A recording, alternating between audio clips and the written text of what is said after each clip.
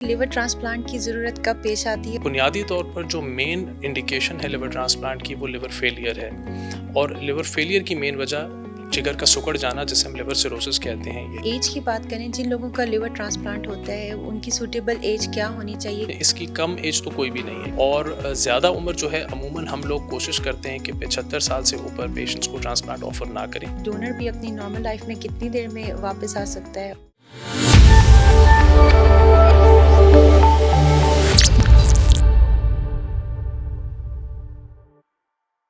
अस्सलाम वालेकुम, welcome to beyond the stethoscope. मैं हूं साइमा जब्बार। उम्मीद है आप खैरियत से होंगे।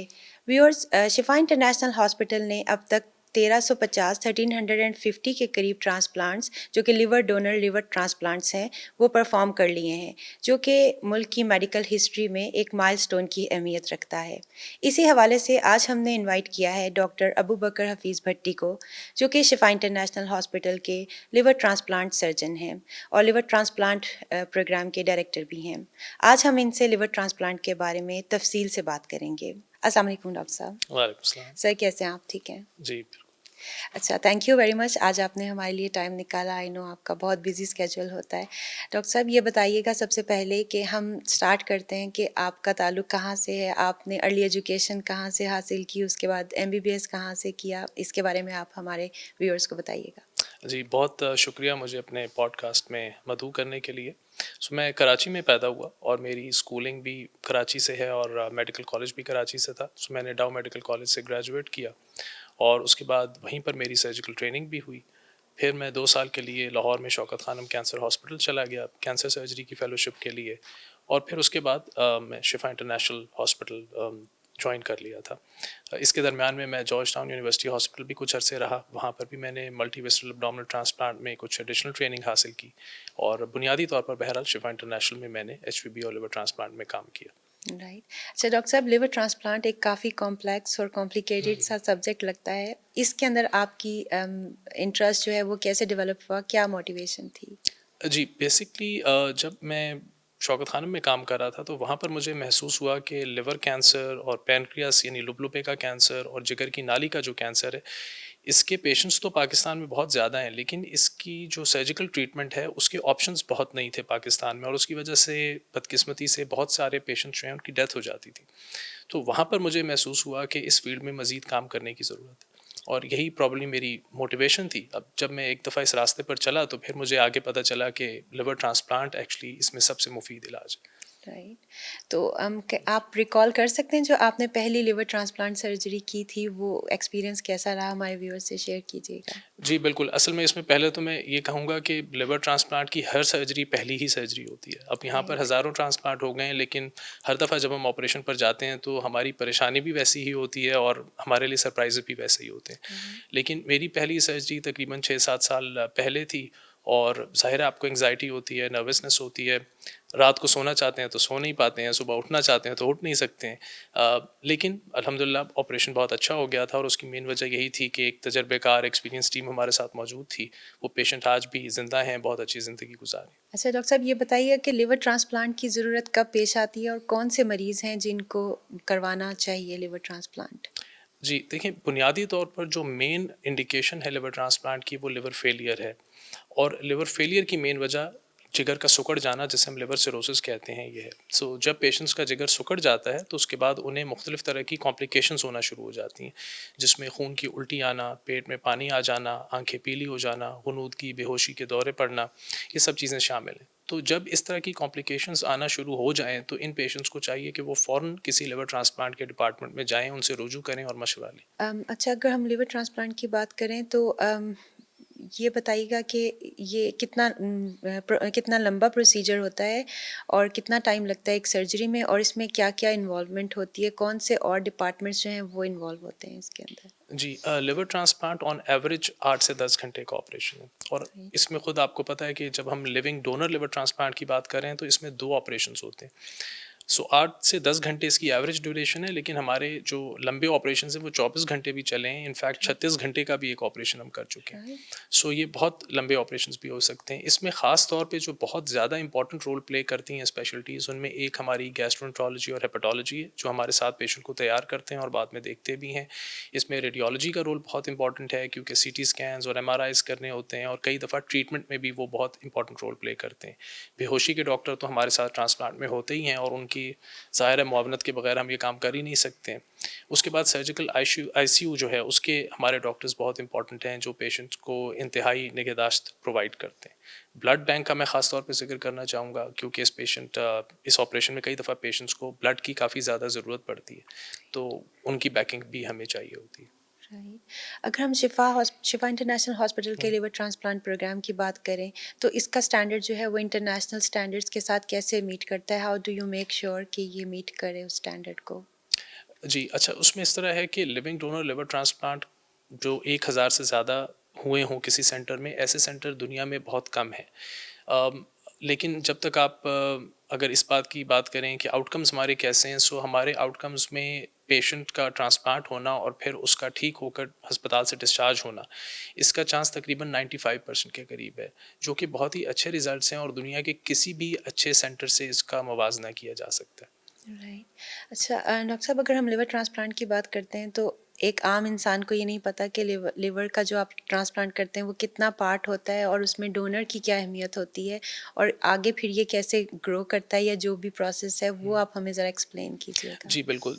लिवर ट्रांसप्लांट में जो लिवर हासिल करने का ज़रिया है, वो बेसिकली 2 तरह से हो सकता है। एक लिविंग डोनर लिवर ट्रांसप्लांट है, जिसमें एक सेहतमंद इंसान अपना आधा जिगर डोनेट करता है, हम्म। और एक डिसीज़ डोनर लिवर ट्रांसप्लांट है, जिसमें वो लोग जिनकी मौत हो जाती है, उनके ऑर्गन्स को प्रोक्योर किया जाता है और फिर ट्रांसप्लांट किया जाता है।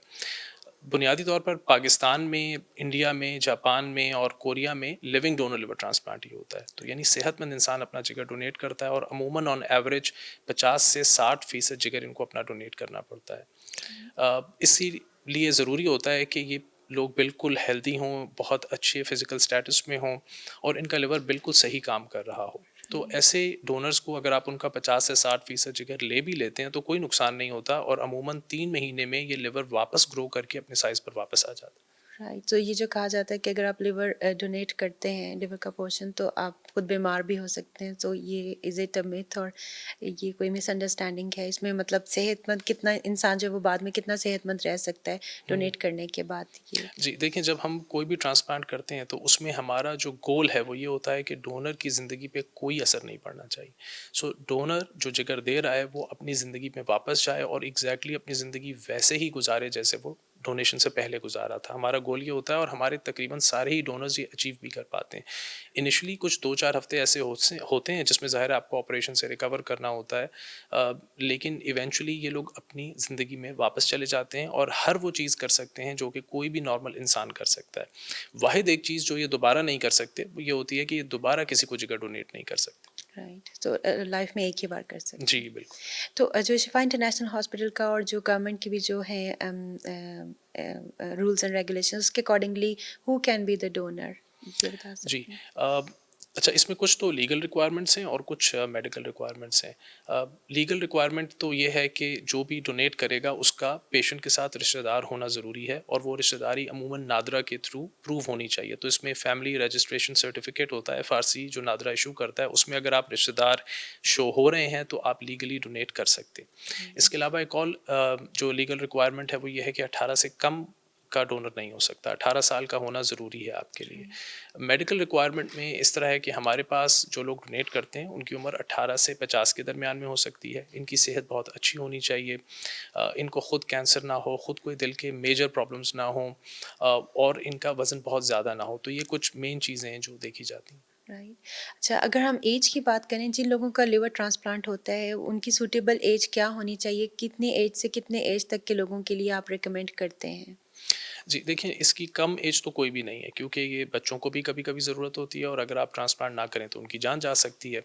और ज़्यादा उम्र जो है अमूमन हम लोग कोशिश करते हैं कि 75 साल से ऊपर पेशेंट्स को ट्रांसप्लांट ऑफ़र ना करें। उसकी एक वजह तो ये होती है कि ट्रांसप्लांट के ऑपरेशन को बर्दाश्त करना भी मुश्किल हो जाता है और दूसरी वजह ये होती है कि बेनिफिट आप बहुत ज़्यादा ऐसे पेशेंट्स को शायद नहीं देते ट्रांसप्लांट करके जिसकी उम्र पहले ही 75 साल से ज़्यादा है। तो उनका लॉन्ग टर्म बेनिफिट उस तरह से नहीं होता जो कि किसी 60 साल या 50 साल के आदमी का होता है। अगर हम कॉम्प्लिकेशंस की बात करें या कोई रिस्क फैक्टर्स की बात करें तो ड्यूरिंग द सर्जरी या आफ्टर सर्जरी मेजर कॉम्प्लिकेशंस क्या हो सकती हैं and how do you overcome those complications? जी, ऑपरेशन में क्योंकि ये पेशेंट्स पहले से ही बहुत नाज़ुक होते हैं, इनको कॉम्प्लिकेशंस हो चुकी होती हैं, इनका खून पतला होता है, तो बिल्कुल ऑपरेशन के दौरान कॉम्प्लिकेशंस हो सकती हैं। उसमें शायद सबसे बड़ी कॉम्प्लिकेशन तो यही है कि बहुत ज़्यादा खून बह सकता है। और उसको रोकने के लिए हम एक तो सेल सेवर का इस्तेमाल करते हैं, जिसमें पेशेंट का ही खून लेकर उसे वापस लगा दिया जाता है। दूसरा ब्लड बैंक के साथ बहुत हमारा क्लोज लाइजॉन होता है जिसमें हम उनको बता देते हैं कि बहुत ज़्यादा खून की भी ज़रूरत पड़ सकती है ऑल्दो अब इस ऐसा बहुत कम होता है कि हमें बहुत ज़्यादा खून लेने की ज़रूरत पड़े। अच्छा, ट्रांसप्लांट के दौरान ब्लड प्रेशर में बहुत ज़्यादा फ्लक्चुएशंस होती हैं जिसकी वजह से दिल के ऊपर बहुत ज़ोर पड़ सकता है, तो आप बेहोशी के डॉक्टर के साथ बहुत केयरफुली इस चीज़ को प्लान करते हैं कि ब्लड प्रेशर को वो मेंटेन रखें मुख्तलिफ फेजेस में ट्रांसप्लांट के। फिर क्योंकि कमज़ोर पेशेंट्स होते हैं, इन्फेक्शन का रिस्क होता है, तो ट्रांसप्लांट के दौरान बार बार इनको एंटीबायोटिक्स वगैरह भी दी जाती है। राइट। सो ऑपरेशन के दौरान तो इन चीज़ों का ख्याल रखना पड़ता है। राइट। अच्छा, आपने बात की कि बहुत टाइम लगता है, ज़ाहिर है कि इसमें 2 सर्जरीज़ होती हैं, एक जो नॉर्मल पर्सन है हेल्दी उसका उसकी भी सर्जरी और दूसरे की भी। तो अब अगर आप प्रोसीजर की बात करें 24 आवर्स भी लग जाते हैं। हुँ, हुँ। तो एज़ अ सर्जन आप एक आम इंसान को बताइए कि कितना हेक्टिक होता है और आप लोग उसको किस तरह से मीट करते हैं कि आप मैनेज कर सकें? जी, आई थिंक इसमें एक तो ये है कि टाइम के साथ-साथ आपका स्टैमिना बिल्ड हो जाता है। शुरू में हमें बहुत ज़्यादा मुश्किल होती थी, लेकिन अब आहिस्ता-आहिस्ता हम यूज़्ड टू हो चुके हैं। लेकिन आई थिंक इसमें सबसे इम्पोर्टेंट चीज़ जो है वो है गुड नाइट स्लीप। यानी ऑपरेशन से पिछली जो रात है उसमें आपने 8 घंटे की अच्छी नींद की हुई हो। इसमें फ्रेश रहना, मेंटली अलर्ट होना बहुत ज़रूरी होता है। हम इस ट्रांसप्लांट में कुछ ऐसी चीज़ें जोड़ते हैं जिनका साइज़ 1 मिलीमीटर होता है। हुँ, तो हुँ। यानी हमें ज़ाहिर है लूप्स पहनकर मैग्निफिकेशन के अंडर उनको जोड़ना होता है और उसमें अगर आप फुली मेंटली अलर्ट नहीं हैं तो आप ये काम नहीं कर सकते।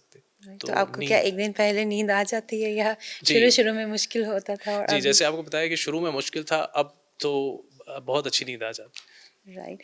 अगर हम कंपैरिजन करें शिफा इंटरनेशनल हॉस्पिटल के लिवर ट्रांसप्लांट प्रोग्राम का विद अदर हॉस्पिटल्स या इस एरिया में, इस खित्ते में जो दूसरे हैं, तो ये किस तरह से मुनफरिद है, डिफरेंट है, जो हम बता सकते हैं? है। जी, देखिए उसमें एक तो मेरा ख़्याल है ये बात ही काफ़ी हमें मुमताज़ करती है कि यहाँ पर 1350 के करीब ट्रांसप्लांट हो चुके हैं। इतने लिविंग डोनर लिवर ट्रांसप्लांट दुनिया के बहुत ही कम सेंटर्स हैं जिनमें हुए होंगे। अ, ये भी बात हमारे लिए काफ़ी काबिले फ़ख्र है कि हमारी कभी किसी डोनर की डेथ नहीं हुई। यानी वो लोग जो जिगर डोनेट करते हैं उनमें से कभी किसी डोनर की डेथ नहीं हुई, अल्लाह का शुक्र है। दूसरी चीज़ ये है कि हमने यहाँ पर कुछ ऐसे प्रोटोकॉल शुरू किए हैं कि जिगर के फेलियर के वो पेशेंट्स जो बहुत ही ज़्यादा कमज़ोर हो चुके होते हैं और जिनको कई जगहों पर ट्रांसप्लांट्स ऑफ़र नहीं किए जाते। राइट। इसमें acute liver failure, acute on chronic liver failure और फिर लिवर कैंसर के पेशेंट्स शामिल हैं। उनके लिए हमने प्रोटोकॉल्स बनाए हैं और उनका हम कामयाबी के साथ यहाँ ट्रांसप्लांट करें। तीसरी चीज़ हमारा ख़्याल है कि हमारा एक रिसर्च में बहुत इंपॉर्टेंट रोल है और हमने पिछले 10 साल में कोई 60 से 70 के करीब मुख्तलिफ रिसर्च आर्टिकल्स पब्लिश किए हैं इंटरनेशनल जर्नल्स में और उनमें से कुछ जो हैं वो इंटरनेशनल गाइडलाइंस का हिस्सा भी बने। सो राइट। आई थिंक ये हमारे इंपॉर्टेंट कॉन्ट्रीब्यूशंस हैं। राइट।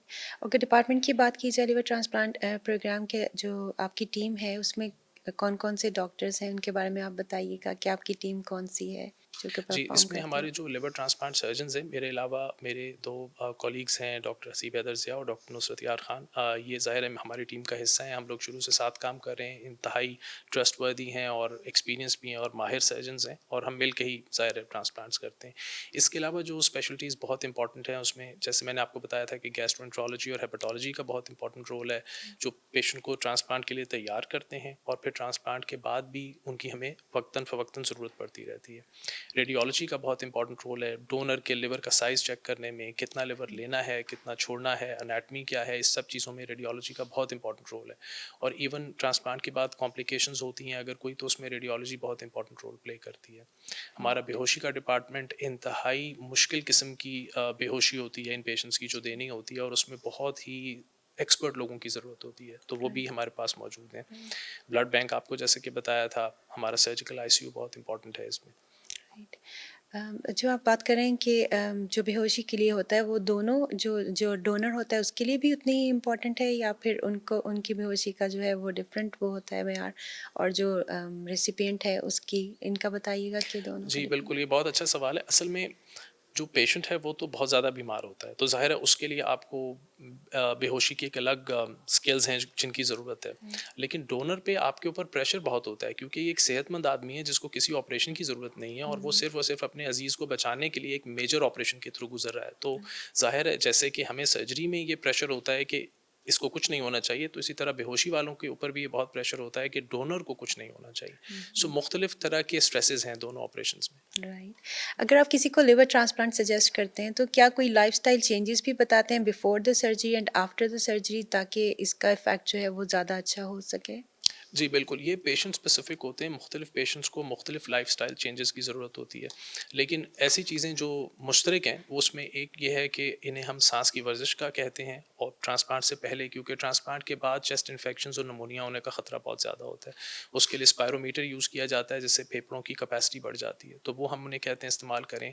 रेगुलर वॉक करने का कहते हैं, ताकि मसल्स वगैरह इनकी अच्छी टोन में रहें। अ, इसी तरह अगर पेशेंट्स का वेट बहुत ज़्यादा हो तो हम कोशिश करते हैं कि इनका वेट कम किया जाए, क्योंकि वो भी ऑपरेशन में मुश्किलात पेश कर सकता है।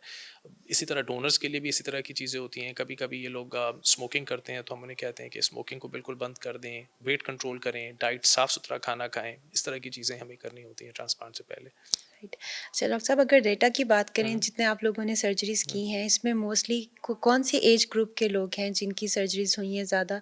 क्या इसमें कोई जेंडर स्पेसिफिक भी है, कुछ बताइएगा? जी, बिल्कुल। अब अगेन ये बहुत अच्छा सवाल है। ज़्यादातर पेशेंट्स जो हमारे हैं उनकी एज प्रोबेबली 30 से 50 के दरमियान है। सो ज़्यादातर इट्स जो क्वाइट लोग हैं। Young age, right? जी, बिल्कुल, ये यंग पेशेंट्स हैं, और उसकी वजह ये है कि हमारे यहाँ जो सबसे कॉमन इंडिकेशन है ट्रांसप्लांट की, वो हेपेटाइटिस सी और बी है। तो राइट, अमूमन ये इन्फेक्शन लोगों को लगती है 15, 20, 25 साल की उम्र में, और फिर 10-15 साल इसको लग जाते हैं, केस से लिवर फेलियर होता है। सो अमूमन ये ग्रुप है हमारे पास, लेकिन इसमें बच्चों के भी ट्रांसप्लांट होते हैं। हमने 70 साल, 75 साल के लोगों के भी ट्रांसप्लांट किए राइट, हैं। जेंडर में मेजॉरिटी हमारे पेशेंट्स, वास्ट मेजॉरिटी जो है वो मेल्स होते हैं। राइट। अच्छा, उसकी वजह ये है कि ज़्यादा लिवर फेलियर का मसला ही आई मेल वाज पेशेंट्स गोइंग में टू होता आस्क है। कि उसकी क्या वजह है कि मेल्स में ये ज़्यादा है? क्या क्या रिस्क फैक्टर है जो मेल्स में जी, ज़्यादा? देखें, जिस तरह हमारी कल्चर है उसमें अमूमन मर्द हजरात होते हैं जो बाहर जा रहे हैं, जॉब्स भी कर रहे हैं, फिर मुख्तलिफ तरह की जो एडिक्शंस हैं उसमें भी वही ज़ाहिर है उनका हिस्सा ज़्यादा है, आप यूँ कह लें। तो उसकी वजह से जिगर फेलियर होने का ख़तरा भी मेल्स में ज़्यादा होता है, और जिगर के कैंसर बनने का ख़तरा भी मेल्स में ज़्यादा होता है। और उसी की वजह से एक्चुअली ट्रांसप्लांट की ज़रूरत भी होती है। राइट। तो आप क्या कोई लाइफ़स्टाइल का इस तरह का सजेस्ट कर सकेंगे कि इंसान लिवर फेलियर तक जाए ना? क्या इस कोई लाइफ़स्टाइल में चेंजेस ऐसे करके, या आप कुछ सजेस्ट कर सकते हैं? जी, बिल्कुल। ये देखें, जो ज़्यादातर लिवर फेलियर की वजूहात हैं वो प्रिवेंटेबल हैं। हुँ, हुँ। यानी ये कैंसर नहीं है, जैसे अक्सर कैंसर है उनके बारे में अभी हमें पता ही नहीं है कि वो क्यों होता है। लेकिन लिवर फेलियर अक्सर जो लोगों को हो रहा है वो प्रिवेंटेबल कॉजेज़ की वजह से हो रहा है, जिसमें हेपेटाइटिस सी शामिल है, हेपेटाइटिस बी शामिल है। अब इनकी मेन वजूहात क्या हैं? इनकी मेन वजूहात यही हैं जो हमारे यहाँ जो ये आपके बाल काटने वाले हैं, हुँ, वो हुँ। लोग इंस्ट्रूमेंट साफ़ नहीं करते। इंजेक्शन, सिरिंजेस वगैरह का जो इस्तेमाल है, जो कि नई सिरिंजेस इस्तेमाल नहीं होती, रीयूज़ हो जाती हैं। तो इस तरह की चीज़ें जिनकी वजह से बहुत ज़्यादा लोगों को ये इन्फेक्शंस लगते हैं, और फिर उसकी वजह से लिवर फेलियर होता है। इसी तरह अब एक जो नई चीज़ दुनिया में पूरी आ रही है और पाकिस्तान में भी शामिल है, उसको ओबेसिटी है, और हुँ, हुँ। ओबेसिटी की वजह से जिगर का फेल हो जाना है। तो अच्छा। वज़न ज़्यादा होने की वजह से जिस्म में चर्बी ज़्यादा होती है, और उसी हुँ। की वजह से जिगर में भी चर्बी ज़्यादा हो जाती है। जिसको अमूमी तौर पर फैटी लिवर कहते हैं, एग्जैक्टली राइट? उसको हम फैटी लिवर डिजीज़ कहते हैं, और फैटी लिवर डिजीज़ अगर 10, 15, 20 साल तक रहे तो उसकी वजह से जिगर सुकड़ जाता है, बिल्कुल वैसे ही जैसे हेपेटाइटिस सी और बी में सुकड़ता है, और फिर वही राइट। लिवर फेलियर और कैंसर के प्रॉब्लम्स हो सकते हैं। सो ये सब प्रिवेंटेबल चीज़ें हैं। हम अपना वजन भी कंट्रोल कर सकते हैं। हेपेटाइटिस सी और बी के लिए ज़ाहिर है हुकूमती लेवल पर तो काम होना ही चाहिए, लेकिन हमें खुद भी केयरफुल होना चाहिए कि हम किस तरह के लोगों के पास जा रहे हैं। राइट। तो लिवर ट्रांसप्लांट के जो पेशेंट्स होते हैं, मतलब आइडियल कैंडिडेट्स, क्या उनकी ज़िंदगी में कोई ऐसे सिम्टम्स होते हैं कुछ साल पहले से जो कि that that can lead to liver failure, वो कोई आइडेंटिफाई कर सकते हैं? जी, बिल्कुल। देखें, इसमें जो जिगर जब सिकुड़ जाता है तो उसकी कुछ कॉम्प्लिकेशन ज़ाहिर होना शुरू हो जाती हैं, जिसमें ये पेट में पानी आना शामिल है, खून की उल्टी होना है, आंखें पीली हो जाना है, कमज़ोरी रहना, नकाहत रहना, ग़ुनूदगी होना, नींद में ज़्यादा रहना, ये सब चीज़ें शामिल होती हैं। और जैसे ही किसी पेशेंट को ये महसूस हो कि इनमें से कोई चीज़ मुझे हो रही है, तो उसे चाहिए कि वो फ़ौरन डॉक्टर के पास जाए। राइट। अभी पाकिस्तान में कितनी ज़रूरत है कि इस शोबे में और लोग भी आएँ, और अभी जितनी डिमांड और सप्लाई के हिसाब से क्या आप कुछ बता सकते हैं? जी, देखें, ज़रूरत तो बहुत ज़्यादा है। पाकिस्तान में लिवर डिज़ीज़ का बर्डन बहुत ज़्यादा है और अभी बहुत कम जगह हैं जहाँ पर लिवर ट्रांसप्लांट तो दूर की बात है, इवन बाकी जो लिवर मैनेजमेंट के लिए चीज़ें होती हैं वो अवेलेबल हैं, वो भी सेंटर्स बहुत ज़्यादा नहीं हैं। अ, लेकिन जो हमारा शायद एक बुनियादी मसला है वो ये है कि फ़ंड कौन करेगा इन पेशेंट्स को, इनकी ट्रीटमेंट को। सो उसमें ज़ाहिर है गवर्नमेंट को भी मज़ीद आगे आने की ज़रूरत है और सेंटर्स बनने की ज़रूरत है, लेकिन गैप बहुत बड़ा है अभी। राइट। डॉक्टर साहब, कोई ऐसे स्क्रीनिंग टेस्ट वगैरह हो सकते हैं कि जो लोग रिस्क पर हैं उनको पहले से पता चल जाए कि उनका लिवर जो है वो किसी डैमेज की तरफ जा रहा है? क्योंकि अमूमी तौर पर अगर किसी को कोई सिम्टम्स नहीं है तो वो तो डॉक्टर के पास नहीं जाते। तो क्या कोई रेगुलर चेकअप्स या कोई इस तरह की स्क्रीनिंग्स हैं जो आप सजेस्ट करेंगे? जी, देखिए, उसमें इस तरह है कि नॉर्मल लोगों को चाहिए कि वो अपना हेपेटाइटिस बी और सी तो चेक कर ही लें। कम से कम 1 साल में नहीं तो 2-3-4 साल में 1 दफ़ा चेक कर लिया करें। और राइट। ख़ास तौर पे वो लोग जो थोड़ा रिस्की चीज़ों में इन्वॉल्व्ड हैं, जैसे हम लोग सर्जन्स खुद हैं, क्योंकि हम लोग ऑपरेट कर रहे होते हैं और उसमें रिस्क होता है कि आपको नीडल लग सकती है किसी ऐसे पेशेंट से जिसको खुद हेपेटाइटिस बी या सी है, तो उन लोगों को तो शायद चाहिए कि वो एनुअली इसको चेक किया करें। अच्छा, वो पेशेंट्स जिनको हेपेटाइटिस बी या सी हो चुका है, लेकिन अभी उनका जिगर फ़ेल नहीं हुआ, उनको तो वैसे भी ये रिकमेंडेड होता है कि वो हर 6 महीने के बाद अल्ट्रासाउंड और खून के टेस्ट करवाएँ। उससे एक तो हमें लिवर फेलियर का भी पता चल जाता है और दूसरा, अगर उनके जिगर में कैंसर बन रहा हो तो वो भी अर्ली डिटेक्ट हो जाता है और फिर जल्दी इलाज किया जा सकता है। राइट। कोई ऐसी फ्रेंडली फूड्स या फिर कोई ऐसी रिकमेंडेशंस हैं जो आपको लगता है कि लिवर के लिए अच्छी हैं, एक इंसान को अपनी ज़िंदगी में वो अकोमोडेट करनी चाहिए? जी, हम लोग जनरली रेकमेंड करते हैं कि आपको हर तरह की बैलेंस डाइट लेनी चाहिए। तो हर तरह की चीज़ लेनी चाहिए, कोई ऐसी ख़ास चीज़ नहीं है जो लिवर को बहुत ज़्यादा बेनिफिट देगी या बहुत ज़्यादा नुकसान देगी। लेकिन हेल्दी लाइफ़स्टाइल होना चाहिए जिसमें साफ़-सुथरे खाने खाना, अपने वज़न पे कंट्रोल रखना, एक्सरसाइज़ को शामिल करना, वेजिटेबल्स लेना, इस तरह की चीज़ें, विटामिन्स लेना। सो ये इन चीज़ों का ख़्याल रखना चाहिए। राइट। अगर हेपेटाइटिस की बात करें तो वैक्सीन्स जो हैं वो कितना अहम किरदार अदा कर सकती हैं, वो जी, ज़रूरी है? हेपेटाइटिस बी की वैक्सीन तो बहुत इम्पॉर्टेंट है और इनफैक्ट अब वो तो दी भी जाती है बच्चों को पैदा होने के बाद, और उसकी वजह यही है कि अगर ये वैक्सीनेशन लग जाए और बॉडी में इम्यूनिटी डेवलप हो जाए तो फिर हेपेटाइटिस बी होने का ख़तरा तकरीबन ख़त्म हो जाता है। इनफैक्ट इस वक्त भी जो लोग हेपेटाइटिस बी के साथ हमारे पास आते हैं, ये वही पेशेंट्स हैं जिनको वैक्सीन कभी लगी ही नहीं। हेपेटाइटिस सी की एज सच कोई वैक्सीन नहीं है, लेकिन अच्छी बात यह है कि हेपेटाइटिस सी की अब ट्रीटमेंट बहुत अच्छी हो चुकी है। सो जिसकी वजह से जिगर सिकुड़ने तक जाने के चांसेस कम हो जाते हैं अगर आप टाइमली ट्रीटमेंट ले लें। राइट। डॉक्टर साहब, अगर हम कंपेयर करें जब लिवर ट्रांसप्लांट का ऑप्शन नहीं था तो उस वक्त मरीजों की लाइफ स्पैन कैसे था, और अब जो है वो कितना रेवोल्यूशनाइज हो चुका है, इसके बारे में बताइए। जी, ये तो एक्चुअली मुझे थोड़ा इससे जो फ्लैशबैक्स होते हैं, जब मैं अपनी हाउस जॉब कर रहा था तो उस वक्त हम मेडिकल के वार्ड में हमारे आधे से ज़्यादा पेशेंट्स लिवर फेलियर के ही होते थे और राइट। वो आईसीयू में एडमिट होते थे, और उस वक्त तो ट्रांसप्लांट भी नहीं होता था पाकिस्तान में। राइट। सो सारे ही अनफॉर्चुनेटली उनकी डेथ हो जाती थी। सो लिवर ट्रांसप्लांट ने तो बिल्कुल रेवोल्यूशनाइज कर दिया है लिवर फेलियर के पेशेंट्स का ट्रीटमेंट, और एक्चुअली आप नॉर्मल लाइफ एक्सपेक्ट कर सकते हैं लिवर ट्रांसप्लांट के साथ। हमारे कुछ पेशेंट्स जिनका आज से 8-10 साल पहले ट्रांसप्लांट हुआ था, वो बच्चे थे, वो बड़े भी हो गए हैं, उनकी शादियां भी हो गई, उनके अपने बच्चे भी हो गए। So they actually live a very normal life. Right. और इससे पहले क्या उनको अब्रॉड जाना पड़ता था, जिसकी कॉस्ट में भी फ़र्क होगा, ज़ाहिर है जी, कि। बिल्कुल, बहुत ज़्यादा कॉस्ट में भी फ़र्क है, और फिर ये बाहर जाना आसान भी नहीं है क्योंकि लॉजिस्टिकल इश्यूज़ भी होते हैं। ना सिर्फ़ ये कि पेशेंट ने जाना है, आपने डोनर भी साथ लेकर जाना है, साथ फैमिली के भी 10-15 लोगों ने जाना है, आपने वीज़ाज़ लेने, और वो बहुत ज़्यादा कॉस्टली होता था। सो इसमें कोई डाउट नहीं है कि ये बहुत अशद ज़रूरत थी कि पाकिस्तान में लिवर ट्रांसप्लांट अवेलेबल हो। राइट। और ये कब स्टार्ट हुआ था पाकिस्तान में? कितना अरसा हो जी, चुका है इसको? पाकिस्तान में लिवर ट्रांसप्लांट की अटेम्प्ट तो शायद पहली 2003 में हुई थी। जब एसआईयूटी में एक इंटरनेशनल टीम आई थी कराची में और उन्होंने कोशिश की थी, लेकिन जो हम कहते हैं कि बाकायदा जो एक्टिविटी स्टार्ट हो जाती है वो 2012 में ही हुई और वो शिफा इंटरनेशनल से ही हुई। राइट। और इसमें ये कितना इम्पोर्टेंट है कि जो लिवर ट्रांसप्लांट सर्जन है वो माहिर होना चाहिए, क्वालिफाइड होना चाहिए, नॉन क्वालिफाइड के पास जाकर आप कितना डैमेज कर सकते हैं? जी, बहुत ज़्यादा इसमें ना सिर्फ़ ये कि लिवर सर्जन क्वालिफ़ाइड होना चाहिए, बल्कि ये बहुत अच्छा अस्पताल इसके लिए बहुत ज़रूरी है, क्योंकि लिवर ट्रांसप्लांट एक बहुत मुश्किल ऑपरेशन है और सिर्फ आपका अच्छा सर्जन होना भी काफ़ी नहीं है लिवर ट्रांसप्लांट की कामयाबी के लिए। आपको एक बहुत बड़े टर्शरी केयर हॉस्पिटल की ज़रूरत होती है जिसमें मल्टीपल स्पेशलिटीज़ हों और फिर ही इसमें आप अच्छे रिजल्ट्स अचीव कर सकते हैं। और हमें जहन में ये भी रखना है कि इसमें एक लिविंग डोनर इन्वॉल्व है, जिसको बहरहाल हत्तुल इम्कान कोशिश होनी चाहिए कि कुछ ना हो। सो ये एक बड़े अस्पताल में बहुत माहिर टीम की मौजूदगी में ही किया जाना चाहिए, वरना इस तरह के रिस्क्स नहीं लेने चाहिए। अगर हम क्वालिफिकेशन की बात करें तो इसका करियर पाथ क्या है if someone wants to become liver transplant surgeon after ji. MBBS? जी, बल्कि ये बड़ी काफ़ी खुशी की बात है कि पाकिस्तान में अब लिवर ट्रांसप्लांट के अंदर प्रॉपर फेलोशिप मौजूद है जो कि सीपीएसपी से रिकग्नाइज्ड है, यानी college of physicians and surgeons Pakistan में जो है उससे रिकग्नाइज्ड है।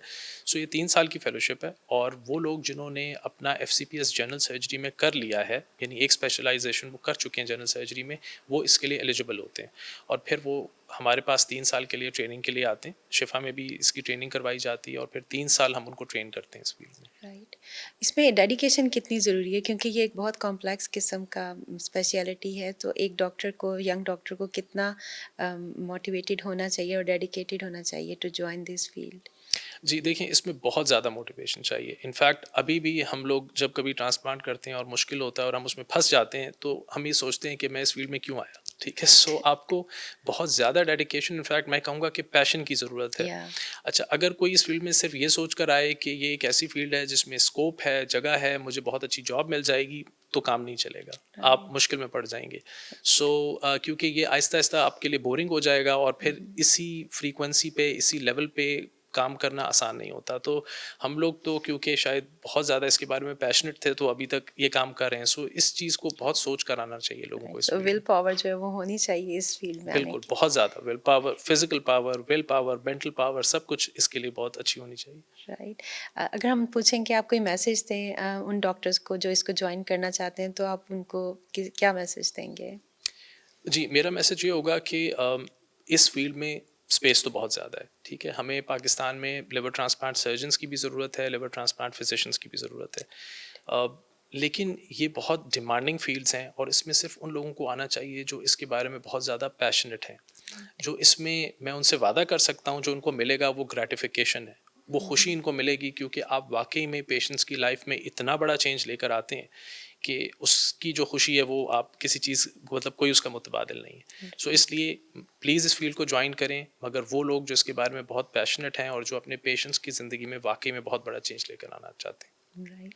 आपने बात की liver transplant physician and liver transplant surgeon, इन दोनों के रोल का कुछ बता सकते हैं, हाउ दे आर डिफरेंट? जी, बिल्कुल। सो लिवर फेलियर के जो पेशेंट्स हैं ये एक इनकी आप कह लें एक लंबा स्पैन होता है जिसमें पहले आपका जिगर सिकुड़ता है, फिर आहिस्ता-आहिस्ता कॉम्प्लिकेशंस नज़र आना शुरू होती हैं और फिर अल्टीमेटली आप ट्रांसप्लांट तक पहुँचते हैं। तो वो ट्रांसप्लांट से पहले का जो सारा सफ़र है उसमें अमूमन इनको लिवर फिजिशियंस ही देख रहे होते हैं। इनको दवाइयाँ देना, कॉम्प्लिकेशन से बचाना, कोशिश करना कि ट्रांसप्लांट तक पहुँचने का जो टाइम है उसको बढ़ाया जाए, यानी लेट किया जाए। जी। तो इसमें उनका बहुत इंपॉर्टेंट रोल होता है। और इसी तरह जब ट्रांसप्लांट हो जाता है तो उसके बाद इन पेशेंट्स की मुख्तलिफ प्रॉब्लम्स हो सकती हैं। उनमें उनका बहुत इंपॉर्टेंट रोल है कॉम्प्लिकेशंस को मैनेज करने में। तो इसलिए इनका बहुत इंपॉर्टेंट रोल होता है। ये मेडिकल साइड जो होती है ट्रांसप्लांट की उसमें फिजिशियंस का बहुत इंपॉर्टेंट रोल है। राइट, दे आर गैस्ट्रोएंटरोलॉजिस्ट उनका जी, भी? अगेन उसमें भी इस तरह होता है कि ये गैस्ट्रोएंटरोलॉजिस्ट होते हैं और फिर वो एडिशनली मज़ीद इसमें स्पेशलाइज़ करते हैं हेपेटोलॉजी में, यानी लिवर की मेडिसिन में। राइट।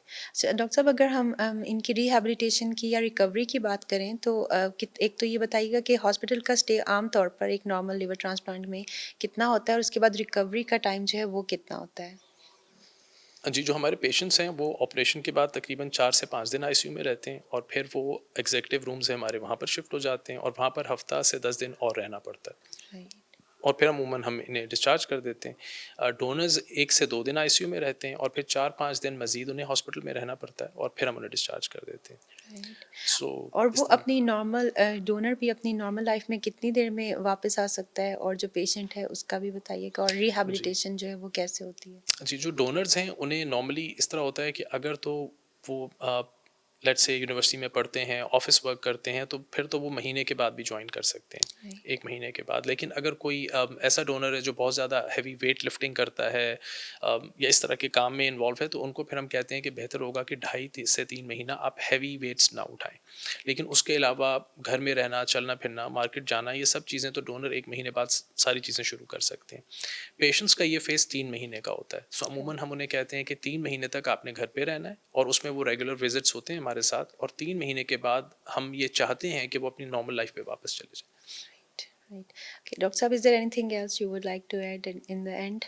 Otherwise, और कोई तो कुछ नहीं बचा आम मैं आम लोगों के लिए कोई मैसेज जो कि ये समझते हैं कि लिवर ट्रांसप्लांट कराना जो है वो ठीक नहीं है या फिर इसका कोई फ़ायदा नहीं है, उनको कोई मैसेज देना चाहें? जी, एक बहुत इम्पोर्टेंट मैसेज पेशेंट्स के लिए है। हम लोगों को बहुत अफ़सोस होता है जब हमारे पास पेशेंट्स आते हैं जिन्हें कई साल पहले लिवर ट्रांसप्लांट रिकमेंड कर दिया गया था। हुँ, चाहे उसकी वजह लिवर फेलियर थी या उसकी वजह लिवर कैंसर थी, और उन्होंने बस किसी वजह से इस तरफ जाने का फ़ैसला नहीं किया। ऐसा नहीं था कि उनके पास डोनर नहीं था, ऐसा नहीं था कि उनके पास कोई वसाइल की कमी थी, लेकिन बस उन्होंने ये फैसला किया कि डिले अभी हम इधर किया। नहीं जाना हुँ, चाहते। लेकिन जब वो हमारे पास आते हैं तो वो इतना लेट हो चुके होते हैं कि अब हम ट्रांसप्लांट भी नहीं कर सकते उनका। राइट, सो ऐसी सूरत में हमें बहुत अफसोस होता है कि हर चीज़ मौजूद होने के बावजूद पेशेंट लेट हो गया और अब हम उनकी हेल्प नहीं कर सकेंगे। हुँ, और अमूमन जब हम इनकी हेल्प नहीं कर पाते तो इसका मतलब ये होता है कि इनकी ज़िंदगी भी बहुत ज़्यादा लंबी नहीं होगी। सही है। सो सो उन राइट टाइम पेशेंट्स पर ये करवा जी, लेना चाहिए, वन बिल्कुल, जल्दी रिकमेंडेड। राइट टाइम पर आ जाएँ, जितना अच्छे टाइम पर ट्रांसप्लांट होगा उतना उसकी कामयाबी का चांस ज़्यादा होगा। Right, thank you very much doctor साहब। बहुत शुक्रिया, थैंक यू। व्यूअर्स, उम्मीद है आज आपको लिवर ट्रांसप्लांट के बारे में बहुत इन्फॉर्मेशन मिली होगी। लिवर ट्रांसप्लांट यकीनन ज़िंदगी बचाने का एक बहुत बड़ा ज़रिया है, मरीज़ की ज़िंदगी बचाई जा सकती है, लेकिन ये भी ज़रूरी है कि ये एक स्किल्ड किस्म के सर्जन से जो कि क्वालिफाइड हो, सर्जन ना सिर्फ बल्कि एक ऐसे हॉस्पिटल में हो जहाँ पर क्वालिफाइड टीम्स हों, वहाँ पर कराना भी बहुत ज़रूरी है। आज के लिए इतना ही। हमारे चैनल को सब्सक्राइब कीजिएगा और अपना फीडबैक ज़रूर दीजिएगा। अल्लाह हाफ़िज़।